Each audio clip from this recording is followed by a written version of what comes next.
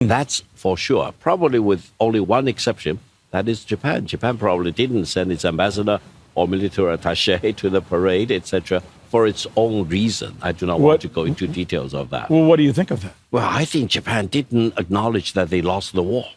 They thought they lost the war because of the 2 nuclear bombs on Hiroshima and Nagasaki. The reality was that Japan lost the war before the 2 atomic bombs. Yeah. The United States dropped the 2 bombs in order to accelerate the process of Japan's downfall and prevent the former Soviet Union gaining more victories against Japanese fascists. Yeah. But that's a minor chapter in history. I think to celebrate the defeat of Japanese fascism is the most honorable thing to do in the world of today, as well as in the foreseeable future to come. Let's talk about some of the events that have been taking place here.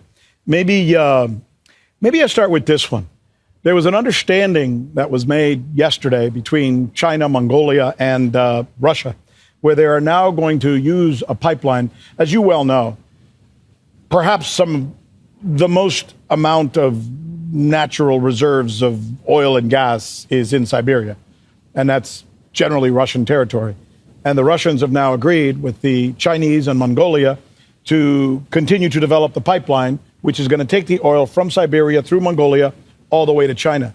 It almost looks like the decisions that are being made here right now, and we're looking at the map right there, as it goes from Siberia and Russia through Mongolia all the way into China, and China is embracing this, and it almost looks like there's a paradigm shift. As you know, in business, it used to be the best model for consumerism was in Europe. Russia's now saying, you don't want our oil? Fine. We're going to look to the east and do deals with these countries. How significant is that? Well, I would say for Europeans, it is a shame that they give up relatively inexpensive piped gas from Russia in lieu of, in exchange for very expensive liquefied natural gas from the United States, because the cost differential will most likely make European advanced manufacturing out of market. Yes. Because it will increase their overall cost significantly. So I would appeal on the European countries to use their brain, to use their own judgment to decide. But pardon me for interrupting, but shouldn't their leaders, what you just said is brilliant. And it seems to make all the sense in the world. If you have a manufacturing base that's way down, which it is, and you want to increase it, make sure that they can get their raw goods at a lower price so that they can increase the manufacturing. If you increase the price of their raw goods, it's going to be harder for them to make and sell their products. Exactly. I'm ashamed to see some European leaders say, we no longer want to have Russian gas. But how could they not, Victor, how could they, when they make this decision to not accept Russian oil, they're punishing their own people. Exactly. This is exactly the point. They say we no longer need Russian gas, Russian oil. We can use American oil, American gas. But they fail to tell the European people that piped gas, as a matter of fact, is normally only half of the cost of the liquefied natural gas. In many cases, liquefied natural gas is 3 times, if not 4 times, and in some cases, 5 times or 6 times as expensive as piped gas. That's the truth. They fail to tell the European people. They are basically put on such a burden on European economy, European manufacturing for years, if not for decades to come. Yeah. This is really pushing the European economy into kind of a corner or even into bankruptcy. And by the way, the hat that you're putting on right now while you're explaining this to us is not the hat of a Chinese communist. It's the hat of an investment banker for Morgan Stanley. I'm an investment banker. I'm a private equity practitioner. I've done many things. I know how to make money in an honorable and decent way and how to avoid putting cost onto your own people. And you admit to it, and you do it proudly. Let me show you something now, because not all of Europe is blind to some of the mistakes from a business standpoint that are being caused there. This week we saw, as a matter of fact, the president of Turkey, Mr. Erdogan, came here. He's actually, you know what he's doing? He's actually asking if his application will be accepted for his country to become a part of SCO, which I found somewhat outlandish that he would say that, because I think by doing so, he's sending a message to his peers and colleagues, in the EU and in NATO and around Europe, that the world is shifting, and he recognizes it even if they don't. But another European leader, this is the leader of Slovakia, Mr. Fico, came here yesterday and said some words that I thought were also somewhat transformative and very stern. You want to listen to it? I think we got it. Gene, let's play Fico if you got it. A new world order is being created, new rules for a multicultural world, a new balance of power, which is extremely important for international stability. Being part of such discussions means encouraging dialogue and not playing the role of an offended little child. This is somehow how the EU and its leaders behave today. The EU is just like the frog at the bottom of the well who thinks that the sky it sees from there is the entire sky. And we are happy with ourselves, which is extremely embarrassing. It's like the frog at the bottom of the well who looks up and thinks he's seeing all the sky, but he's only seeing a piece of it. What do you make of that? Well, I would say Mr. Fico is a great, courageous, brave, and wise European statesman. Yeah. I think he mentioned one thing. He said throughout the Second World War, Soviet Union and China did the most heavy lifting, sacrificed the most in defeating Nazi Germany in Europe and Japanese fascism in Asia.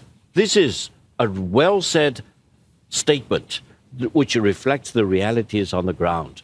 And the fact that he wants to overcome all odds and travel to China to attend this victory parade shows that Europeans still have some independence of mind. They still have some great brain power existing somewhere in Europe in the form of this great leader from Slovakia. And he did the European leaders should have done.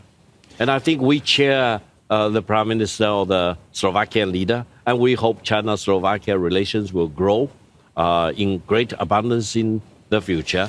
And other European leaders, I hope, I'm an eternal optimist, sooner or later we'll need to come to Beijing to attend the future victory parade in the future. Let me ask you about Vladimir Putin. I mean, he's a wily guy, I think. I think he knows exactly what he's doing. And I think you have to give him some level of credit, whether you are a fan of his or his political chicanery or not. You have to give him credit for really being, he has spearheaded this turn that we're seeing right now, I think, my humble opinion.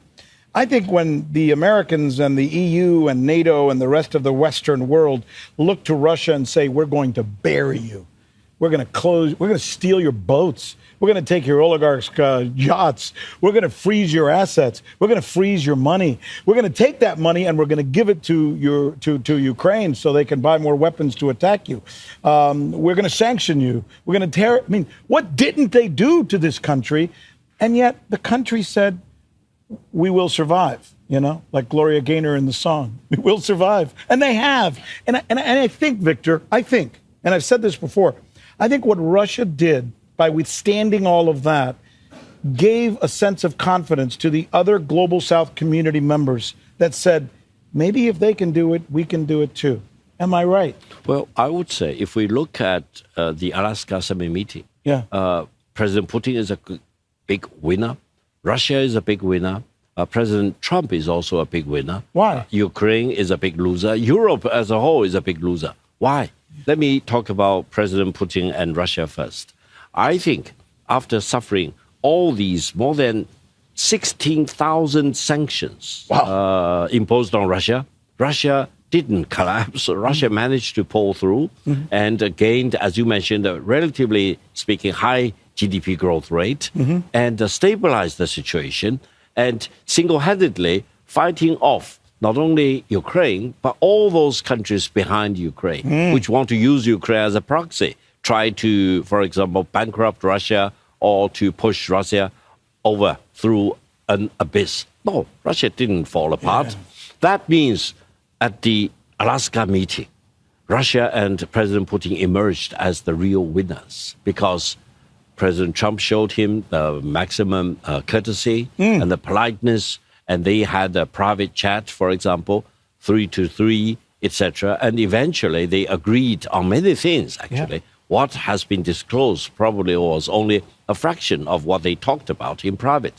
That leads to my conclusion. Yes. There will be no lasting peace in Europe by excluding Russia. And there will be no lasting peace in the world by excluding Russia. Whether you like Russia or not, that's another thing. But you need to deal with Russia as it is. You cannot fantasize about Russia. You cannot come up with conspiracy theories about Russia, etc. When Russia moved into Ukraine, they want to stop Ukraine from becoming a NATO member state. Why should they do that?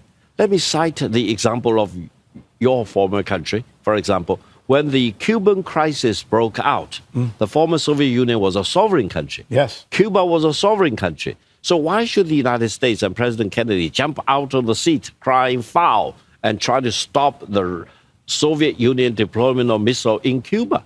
Because President Kennedy and the United States felt legitimately threatened. Yes. If there will be Soviet missiles deployed in Cuba, not in Florida. Right. So I think Europeans need to really have second thoughts about what President Trump, President Putin and the Russian government feel about if Ukraine really become a NATO member state. Probably the Russian leaders will feel exactly what President Kennedy felt yes. when the Soviet wanted to deploy missiles in Cuba. In fact, at that very time, just prior to the incursion or the special operation, as the Russians call it, the NATO troops, along with heavy forces of American troops, and I remember talking about this openly, were doing military exercises in the Black Sea within eyeshot of Russian tourists on the beach watching it. Could you imagine if China were doing military exercises in the Gulf of Mexico, or off the coast of New York, or off the coast of Miami Beach? Or in the English Channel, for example. Or in the English Channel. It's almost like, do you not see how others might be affected by that? I mean, it's almost the definition of obnoxiousness, and sometimes I think countries behave that way.